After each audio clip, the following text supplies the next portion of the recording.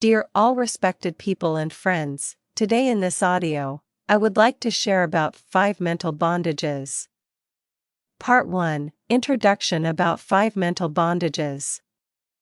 According to Buddhist scriptures, there are 5 main bondages in the human mind, which are: first, attachment to the body.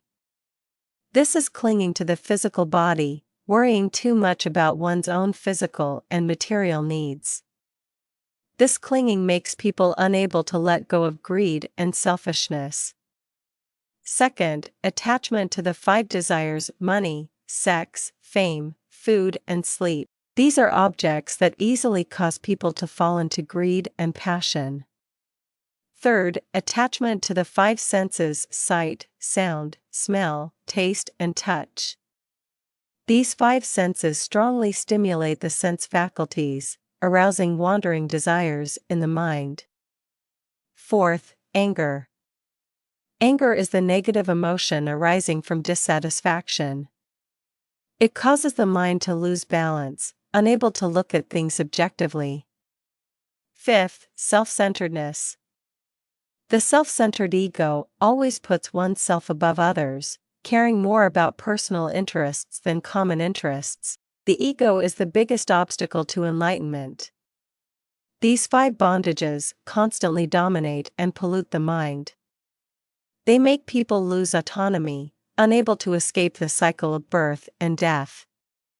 Therefore, in order to be liberated, Buddhist practitioners need to strive to eliminate these 5 mental bondages. Part 2, Describing the bondage states in the mind. First, the body is not yet free from impurity, not yet free from desires, not yet free from craving, not yet free from attachment. This is the state of clinging to the physical body and its desires. Those who are still indulging the body and desires, their minds are not at ease, being bound by wandering thoughts. Second, regarding sensual objects, one is not yet free from impurity, not yet free from desires, not yet free from attachment, not yet free from craving. This is also a state of clinging to and craving objects that stimulate sensual desire, such as money, beauty, fame, which disturbs the mind and prevents it from being at ease. Third, regarding the right dharma, one still has doubts, no firm faith. Those without steady faith in the right dharma, their minds are easily shaken and swayed by external influences. Fourth, often gathering in noisy crowds, causing troubles, being arrogant, unwilling to learn. These bad habits keep the mind constantly disturbed, agitated, hardly being able to abide in right concentration. Fifth, stopping halfway on the spiritual path, content with trivial little achievements. Those without strong aspirations to reach higher, without great vision, can hardly overcome great difficulties to attain enlightened liberation. These 5 bondage states are the biggest obstacles to spiritual practice and liberation. To free the mind, practitioners need to gradually transform and eliminate these 5 bondages. Part 3, Sharing experiences and advice on how to be liberated from the 5 mental bondages. In this part, I would like to share some of my limited experiences and advice on how to be freed from the 5 mental bondages, based on my humble understanding. Firstly, the most important thing is to recognize that one is actually being confined. When still deluded, we often do not realize the subtle bonds that are dominating our minds. So firstly, let's pause to observe what we are currently clinging to and craving. Next, it is necessary to build a solid doctrinal foundation for oneself. Clearly understanding the impermanent nature of all phenomena and the selfless nature of all manifestations will make it easier for us to let go. We should read and learn a lot of Buddhist scriptures and books to accumulate wisdom. In addition, we have to regularly self-contemplate and self-reflect on how much of the theory we have been able to apply into life. Always be vigilant and mindful in all circumstances so as not to be allured by sense objects.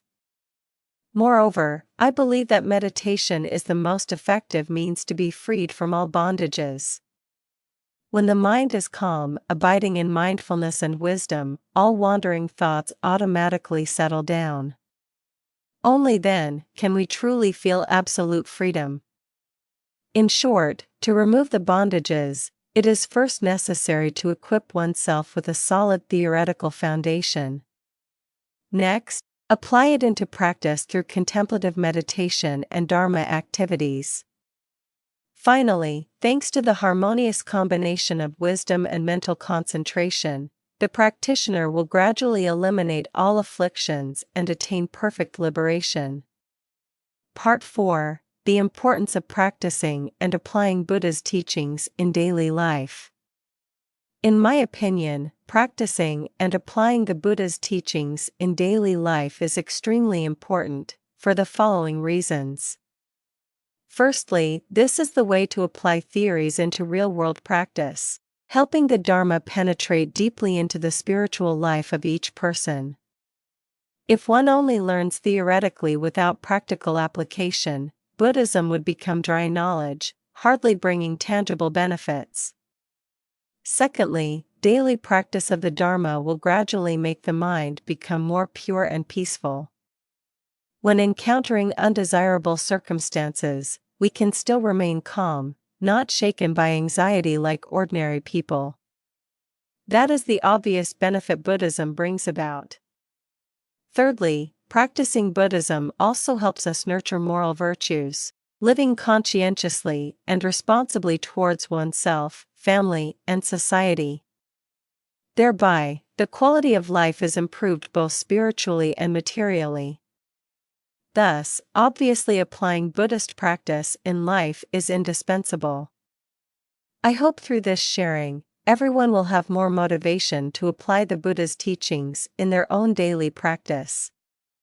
Wish you all a peaceful day.